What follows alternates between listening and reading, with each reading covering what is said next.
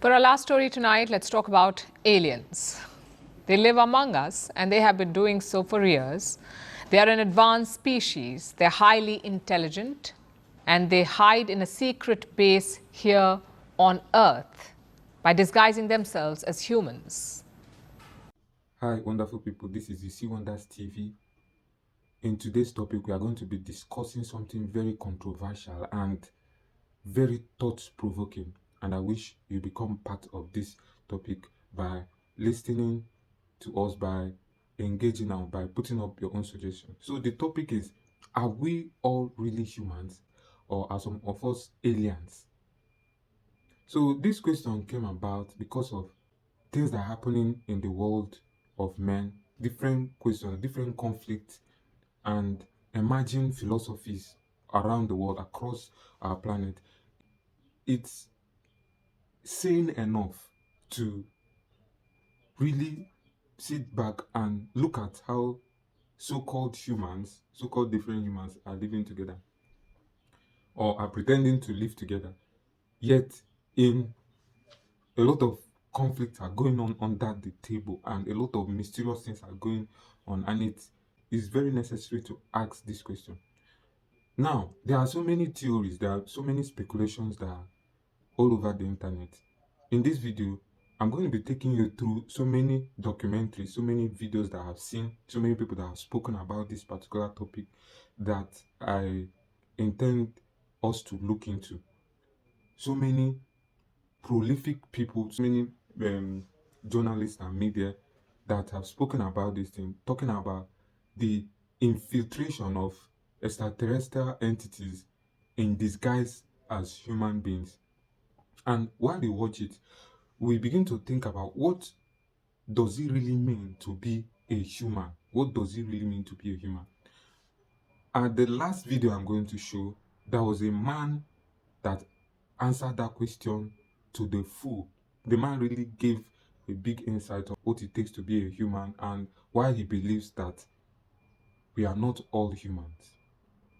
So I wish you watch through the whole documentary or through the whole video and then give us your own idea or your own insight about it. Thank you so much for taking the time to be here with us today. Thanks. Thank you for having me on. Of course. Well, first off, as I mentioned, there's a lot to this. So can you break down some of the findings here and what they really say and what they really mean?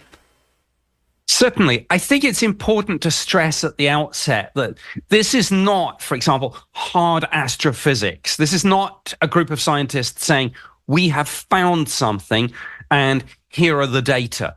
This is more, it is a multidisciplinary project, and it does indeed come out of Harvard, but it blends really philosophy and theology.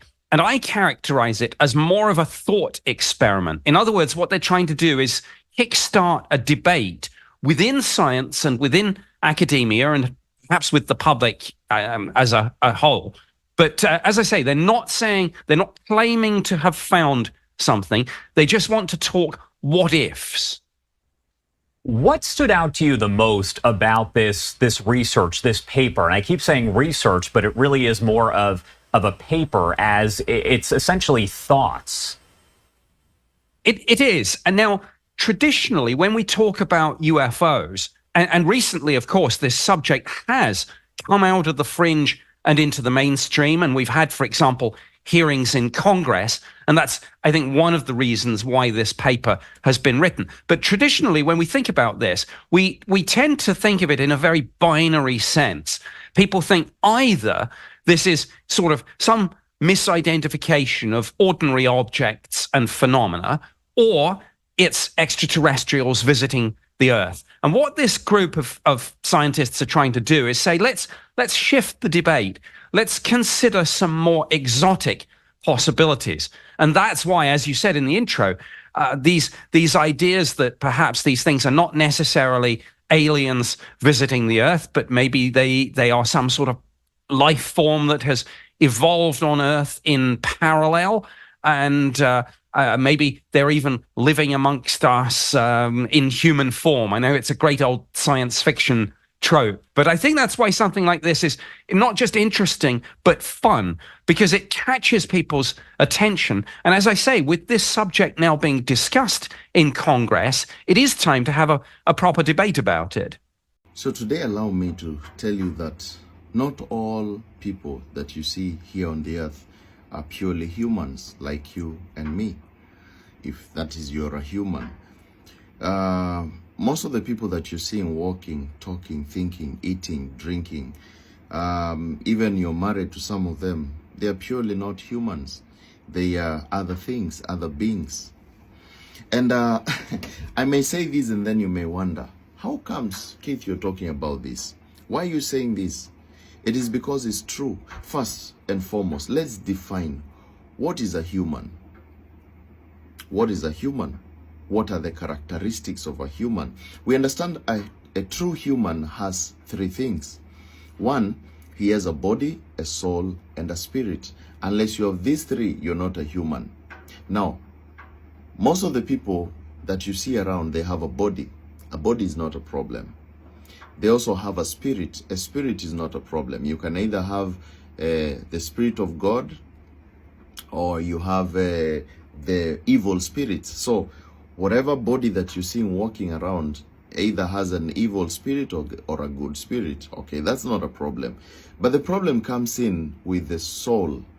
The soul. So most people, they do not have a soul. They don't have a soul. So now let's define what is a soul. A soul comprises of three things.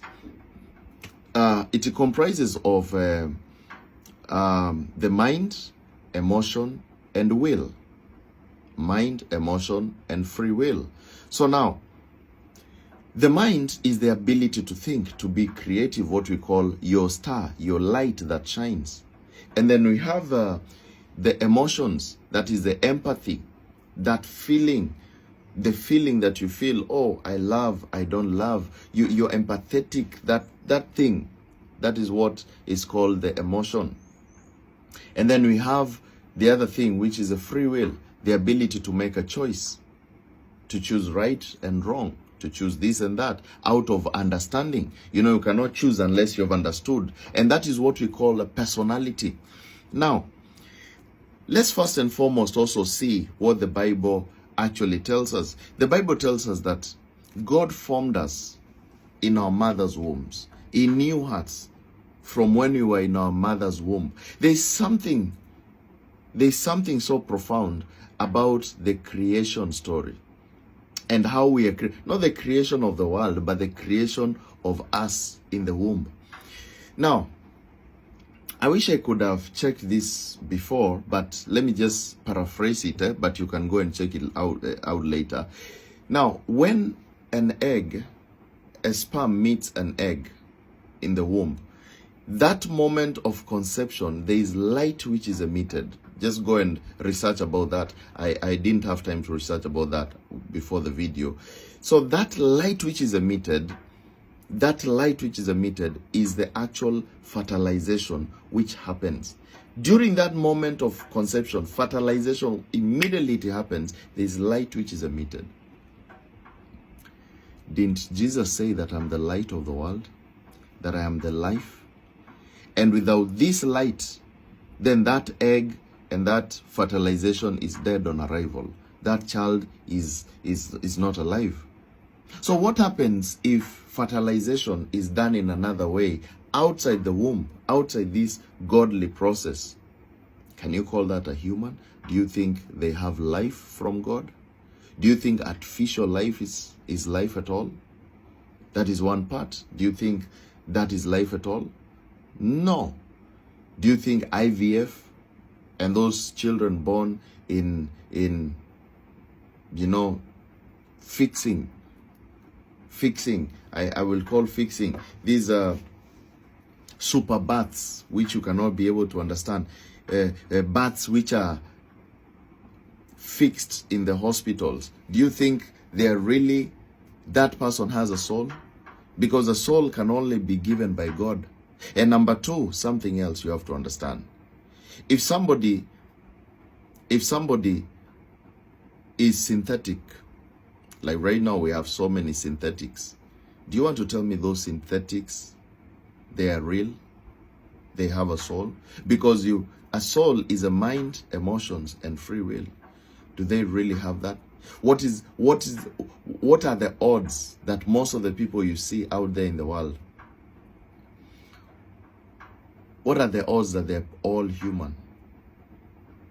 You know, we have to look at things in a very deep way.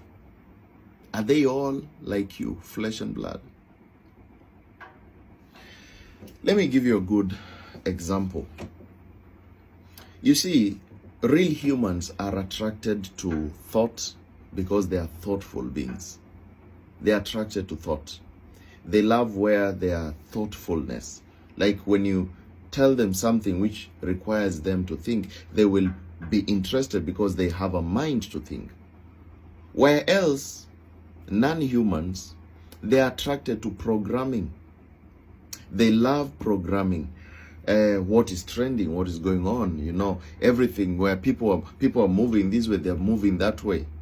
Because of what? They enjoy that so much. Because that's the only thing that they don't need to think because they don't have a mind. And I'm going to be speaking exclusively, giving you in the next videos examples to show you, my friends, that we wrestle not against flesh and blood. We are wrestling against rulers and powers and principalities in high places. Not all people are the same, my friends. And this has been from the beginning. Why do you think Jesus, when he was talking about prayer, and he was speaking in John chapter 17, he was praying for the disciples. He said, Father, I prayed for all that you have given unto me, except the son of perdition, Judas, so that the scriptures may be fulfilled. Do you think Jesus was biased? That he didn't pray for Judas? He knew this guy cannot be saved because he's not a human. He was a hybrid. My friends, when I talk about hybrid humans, they're out there, millions of them. Millions of them. And probably there are many more. There are many than the humans. I know this is a topic which is so complicated, and I love to take you slow and slow so that you can be able to understand. And I believe and I pray that God will open a way that we'll be able to speak about this over and over without anything being shattered, because Satan would want to shatter, but in the name of Jesus he shall be defeated, and we shall speak this topic and people will be liberated in understanding who we are wrestling against.